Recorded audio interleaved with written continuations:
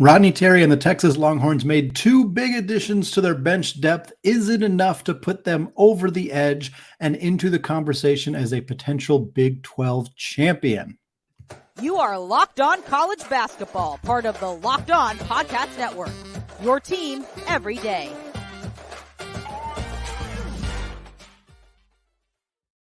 Hey folks, welcome into the Locked On College Basketball Podcast, the only daily national college hoop show out there, part of course of the Locked On Podcast Network. I am your host, Andy Patton. Want to thank all of you for making Locked On College Basketball your first listen or your first watch of the day. Of course, a big shout out to those everydayers as well. We appreciate you, whether you're checking out the show on an audio platform, whether you're checking us out on YouTube. Either way, it is free, available wherever you find your podcasts. And again, thank you to those of you checking us out. We got a great show here today. We got some Big 12 conversations, starting off with Texas making two additions to their bench, what that means for them, what that means for their chances of competing in the Big 12. We're also going to talk about West Virginia adding a player. Most of the conversation around West Virginia has been about them losing players, of course, in light of the ongoing Bob Huggins saga in Morgantown. We'll talk about what that means for Josh Eilert. And then we're going to close out the show talking about the Big East, talking specifically about Xavier. They got an unfortunate injury update. What does it mean for their roster next season? What are some ways they could potentially help out in that regard?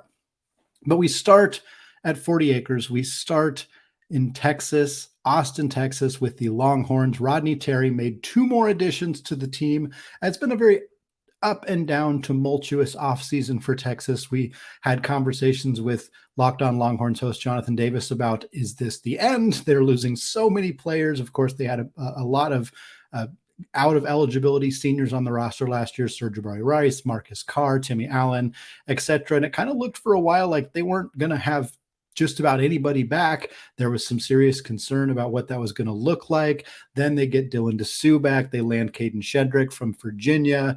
Dylan Mitchell decides not to stay in the NBA draft process. That's a big one. Of course, they go get Max Abmas, huge transfer portal addition for them out of Oral Roberts.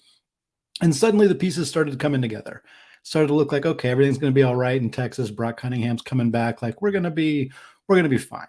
And they made some more key additions to help shore up the bench. But recently, the biggest additions came in the form of Central Florida transfer guard Ithiel Horton.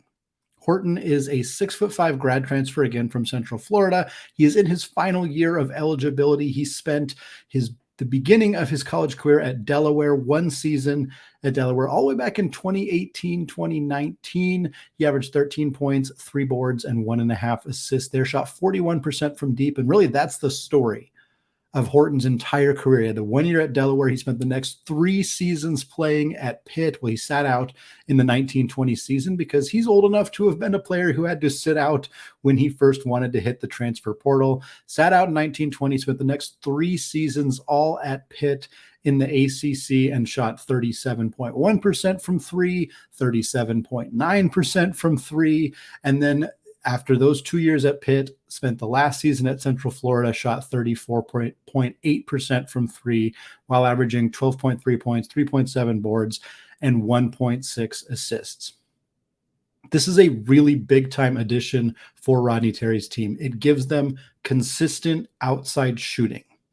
They already have Max Abmas. They added Shendall Weaver, a transfer from UTRGV. He was the WAC freshman of the year last year. He's a nice backup guard for them. They, of course, get Tyrese Hunter back as well. So you have Abmas, Hunter, Shendall Weaver, and Horton. And really what they needed in that group was consistent lockdown three-point shooting. Horton provides that. He's also good at getting out in transition. He can score multiple different ways. He's a big-bodied guy who has solid defensive instincts. This is the kind of player that was somewhat unheralded out in the transfer portal, wasn't getting a ton of attention. But when you look at him as he's an obvious fit in Rodney Terry's system at Texas with what they needed and just continuing to fill out a bench that at times looked completely barren. Earlier in the offseason, it didn't look like Texas really had any depth at that spot. Now they have an abundance of players to choose from, and Horton wasn't the only addition they made for the class of 2023. They also add Devon Pryor. Now, Devon Pryor was a recruit who was in the class of 2024. He was the 122nd ranked player in the class of 2024, a three-star prospect, had initially committed to LSU, decommitted from LSU in June, got plenty of attention from other programs. Texas was in on him right away. He had a previous connection dating all the way back to Chris Beard.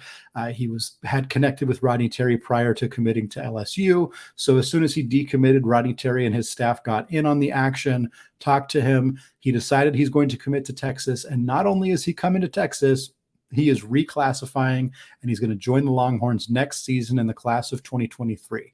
So this team adds 2 players to their bench right away. Transfer Ithiel Horton from Central Florida, and now Devon Pryor coming over out of the class of 2024, reclassifying in 2023. He is a 6'7" wing. He's going to need to get stronger, and he's going to need to spend a lot of time in the weight room. And I think there's a little bit of, he's more of a developmental piece. And it's a bit unusual to see a player who maybe isn't expected to play big minutes right away choose to reclassify. It's not unheard of, and it's not necessarily negative. The ability to improve your basketball playing game, to improve your strength, your just everything really is better when you're in college. Obviously, Pryor would have played more minutes had he stayed in high school than he is going to play as a bench option for Texas next year. But he gets to get acclimated to college life a little bit sooner. He gets to spend more time in the weight room with world-class trainers, with world-class strength and conditioning coaches, with world-class coaches in general. Like, he gets to improve and work out harder and kind of just learn the lifestyle that comes with being a college basketball player before he really has a lot of pressure on him to perform. Again, he comes in as a guy who's 8th, 9th, 10th, perhaps, in the rotation for the Longhorns. A guy who might not see much minutes next year. This is a valuable addition nonetheless, not just because Pryor, again, 6'7" wing, has some outside shooting ability, high-level athlete. There's a reason that Texas and LSU and Colorado and TCU and Oklahoma State and Penn State had all made offers out here to Pryor. He's a good player. But I think for Texas, they get an opportunity to bring somebody in who will learn from Dylan Mitchell, who will learn from Dylan DeSue, who will learn from other Texas players not named Dylan, and will improve while not necessarily having a lot of pressure on him to perform right away. So I can see why the logic is there. If he'd stayed in the class of 2024, perhaps there would have been more pressure for him to contribute right away at his new school. Now, less of a stressor for him to have to worry about of coming into this program and seeing how guys like Horton operate and how guys like DeSue operate and learning the ropes without having to do a whole lot on the actual floor. So at this point, Rodney Terry's bench appears complete, and this is the kind of program that top to bottom has enough depth to compete in the really, really good Big 12. Of course, Texas not going to be in the Big 12 much longer. They will eventually be competing in the also very good SEC, where they'll be joining Alabama and Arkansas and Kentucky, among others, to try to win out in that conference. But right now, even in the Big 12, that's bringing in Houston, that already has Baylor and Kansas and Iowa State and TCU, Texas looks like a team that's going to legitimately contend to win the entire conference next year. On paper, it's hard to put anybody in that conference ahead of Kansas. Kansas brings in Hunter Dickinson. They bring in Arterio Morris from Texas. They bring in Nick Timberlake from Towson. They get back Kevin McCullough. They get back DeJuan Harris. They get back KJ Adam. Like, this is a really, really good, deep, talented Bill Self team at Kansas. But Texas is right there. A Texas team with Max Asmus and Kadin Shedrick and Dylan DeSue and Dylan Mitchell and Tyrese Hunter, and now a more well-filled out bench with Horton and with Weaver and with Pryor and with Chris Johnson. This is a team that's going to be right in that conversation. I think right now I'd have to look into the data a little bit more to fully flesh it out, but I'd probably have them too. I think they're right in that conversation, right behind Kansas. Houston lost Marcus Sasser. They lose Jarris Walker, of course, to the NBA. They bring in some high-level talent. They bring in LJ Cryer, who's going to be fantastic for them, but that takes away some of the talent from Baylor as well. Baylor loses Flagler. They lose Cryer. They lose Keontae George. They brought in some talent as well, but I think Texas is probably the team I would take over both those teams right now. Just looking at the rosters, we'll see what Rodney Terry does. This is a huge prove-it year for him of, hey, you inherited this team last year. You kept them afloat, kept them all the way, into success, into the NCAA tournament. Now you got to prove that you can make adjustments to the roster, lose a lot of talent, bring in a lot of your own talent from different places as well. Now let's see how you can put all those pieces together. If Texas were to finish 4th or even 5th in the Big 12, it'd be hard to call that a failure because of how good the Big 12 is. But on paper, this roster looks like it should contend to be a top 3 team in what I suspect is going to be one of, if not the very best college basketball conference in America next season. Well, amidst the recent chaos at West Virginia following Bob Huggins' claims that he did not resign from his job, the Mountaineers did manage to land a critical piece for next year's roster and beyond in Florida State transfer guard Jeremiah Bumbry. More on that. But first, today's episode of the Locked On College Basketball Podcast is brought to you by FanDuel. Take your first swing at betting MLB on FanDuel and get 10 times your first bet amount in bonus bets up to $200.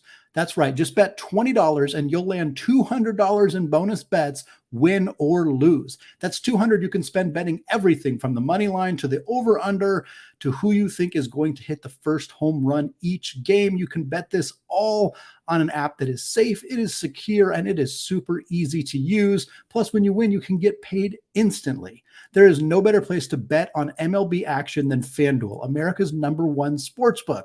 So sign up today and visit FanDuel.com/lockedon to get up to $200 in bonus bets. That's FanDuel.com/lockedon. FanDuel, an official partner of Major League Baseball.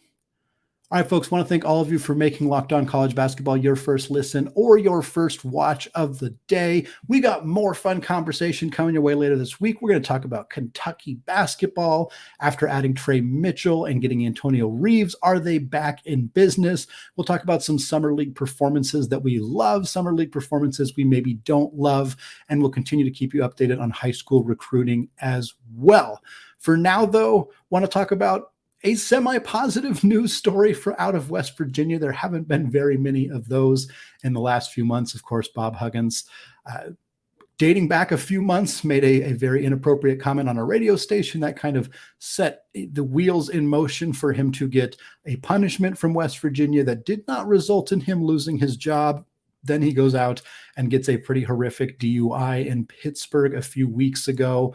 That led to what was clearly his resignation at the time. It was stated as such by Ren Baker, the AD at West Virginia. It seemed like that was the end of the story. They they keep Josh Eilert, promote him to interim head coach, managed to keep the majority of their players in tow for next year. They did lose a few guys. Trey Mitchell, as we mentioned, goes to Kentucky. Joe Toussaint moves on to Texas Tech. They lose Mo McGee to Alabama. James Okonkwo to North Carolina. So they've lost players, but they kind of seemed like, okay, everything's okay. We're going to be all right. We kept Kirk Kriisa. We kept Jesse Edwards. We kept Raekwon Battle.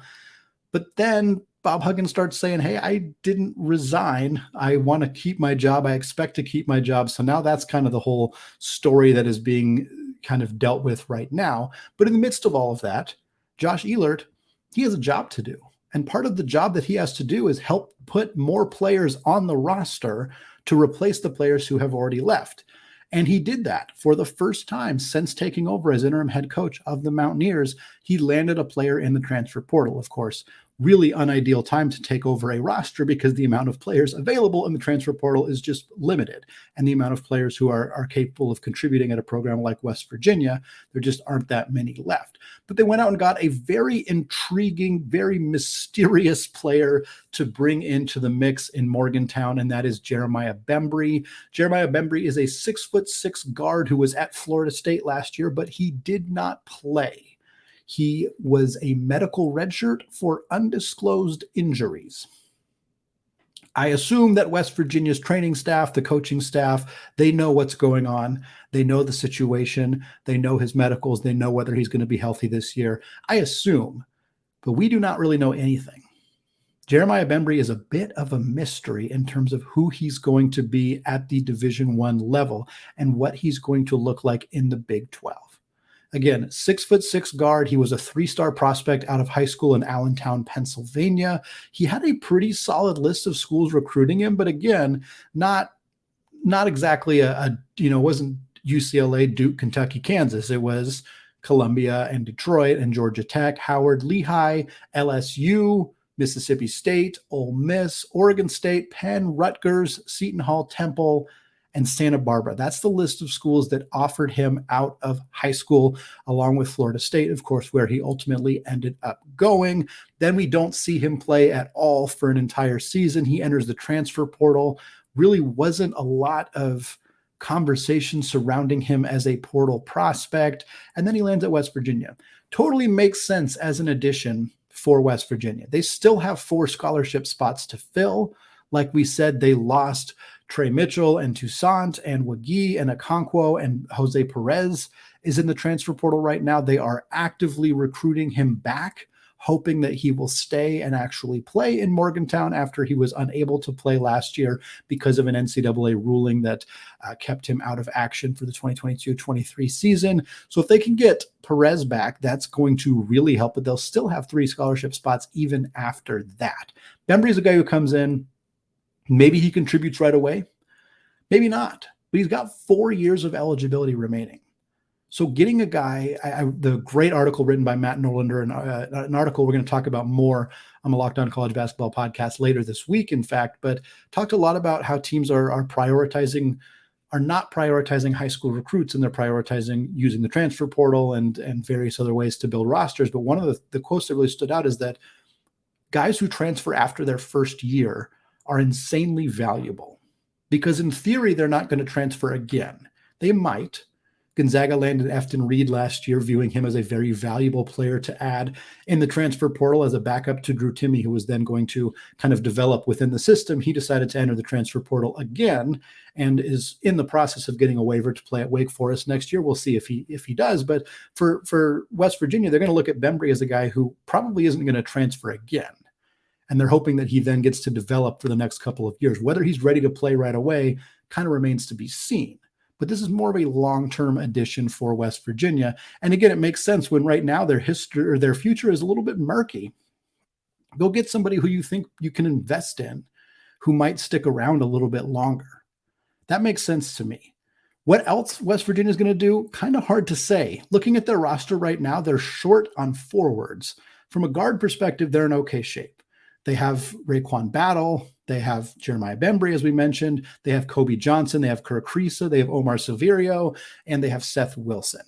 In the front court, they have Josiah Harris. They have Patrick Sumnick. And they have Jesse Edwards. You could use a little bit more depth in the front court. You lose Wagee. You lose Okonkwo. You lose Mitchell. All those guys were front court guys. That's a tough loss for them to have to stomach. Perez is more of a guard, but he is 6'5", so you could kind of play him on the wing. So getting him back would be very valuable. But what's next for West Virginia is seeing if they can find anybody over 6'6", 6'6" to 6'10", somewhere in that range that they could find in the transfer portal who could give them minutes on the wing. I think they have a roster right now that they could compete with in the Big 12. They're probably not going to be as good as they would have been had they not had these exoduses happen, but they're still a team that's going to be okay. They still have a lot of talent on the roster. There's just not as many options to build on that talent in the transfer portal. Bembry was the kind of player that you could go get that has a lot of risk. Most guys available in mid-July in the transfer portal have some risk. That's just part of the deal. But there's the potential for him to be a 4-year player at West Virginia and a guy who was recruited by a lot of good big-name programs out of high school. So there's some optimism here that this could be the kind of under-the-radar addition for West Virginia that we look back on in a few years and think, wow, that really paid off for them. But right now, it just feels like they're just kind of finding guys to fill out a roster, which if you can find guys who are going to contribute down the line, that's great, because at this point, whatever they can find that's going to help them is the direction they're going to go. Well, Xavier released a memo on Tuesday stating that forward Jerome Hunter is dealing with a medical issue with no timetable to return to the court. What does that all mean for Sean Miller's club? We'll tell you coming up right after this. All right, folks, segment 3 here. Still Andy Patton, still locked on college basketball. And we're switching over away from our Big 12 conversations about Texas and West Virginia to close out the show talking about Sean Miller, the Xavier Musketeers, and the Big East Conference, because Jerome Hunter, a small forward for Xavier last season, is going to be out for a while. This is a direct quote from Xavier's Twitter account talking about the Jerome Hunter situation. They said, quote, Jerome Hunter is dealing with a medical issue that has sidelined him from all on-court basketball activities. Our medical team is working with Jerome to navigate a path for his return to full health. His timeline for a return to basketball will be established at a later time. So that's not great. It's not great. Jerome Hunter is out. He is not able to participate on a basketball court, and he might be out for a very long time.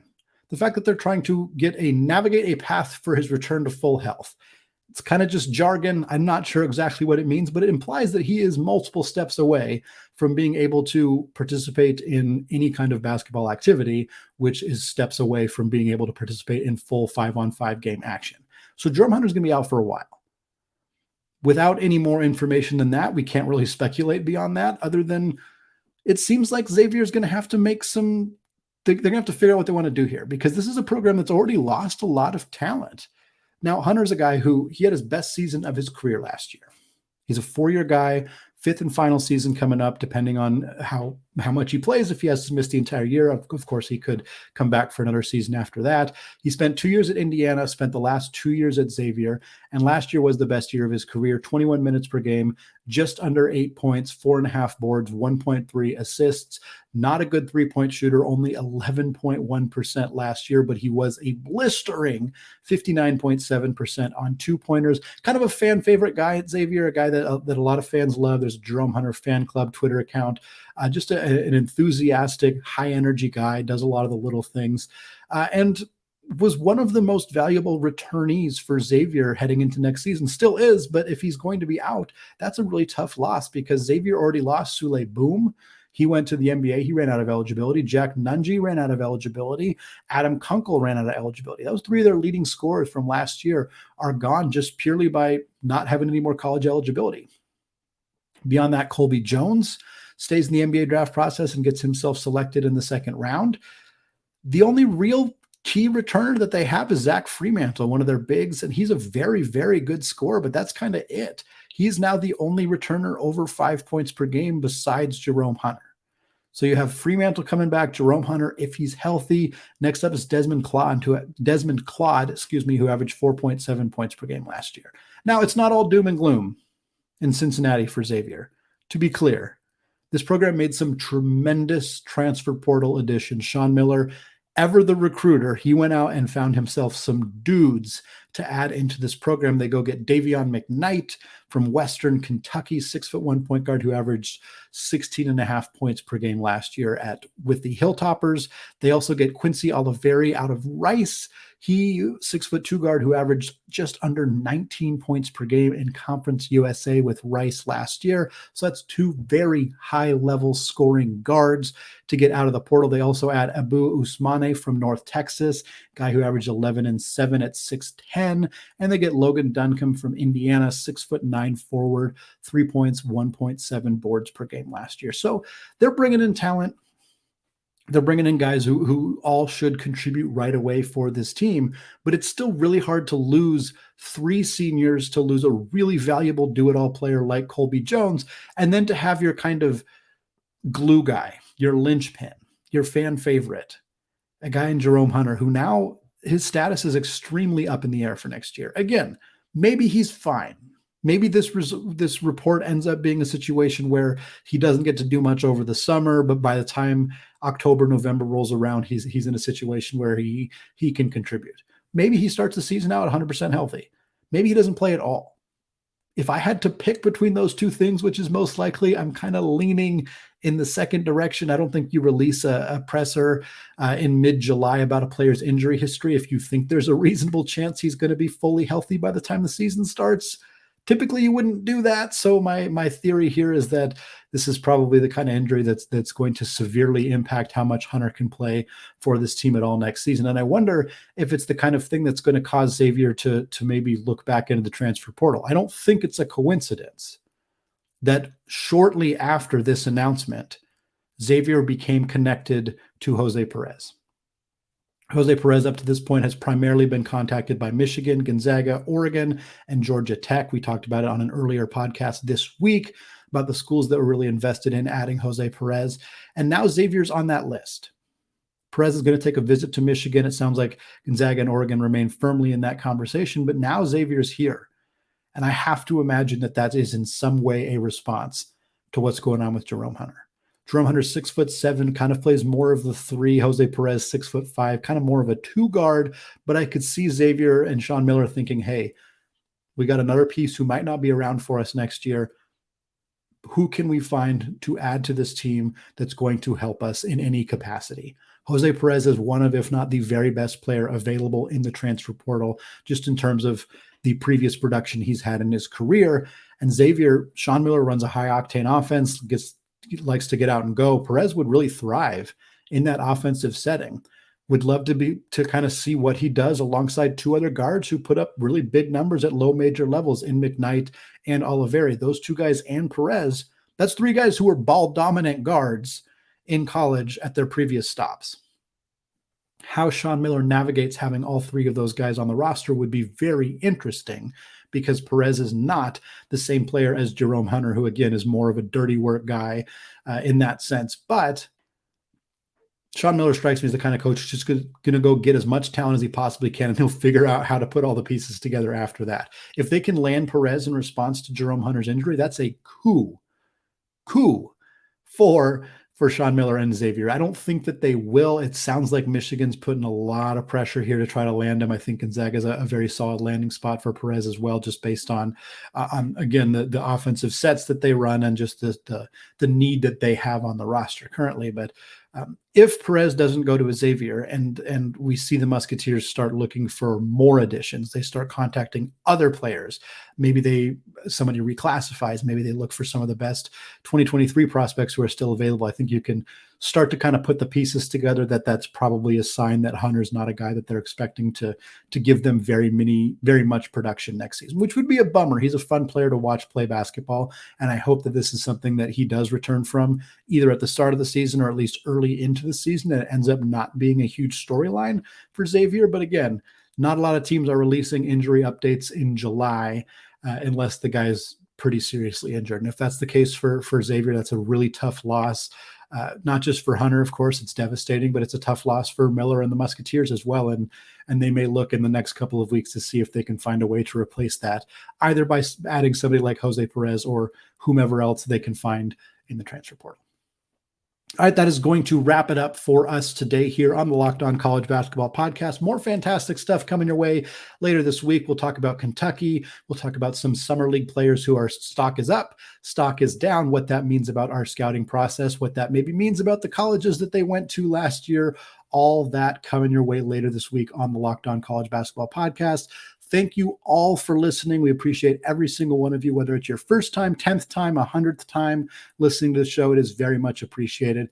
Thank you all for listening. Enjoy the content coming later this week. And of course, as always, peace out.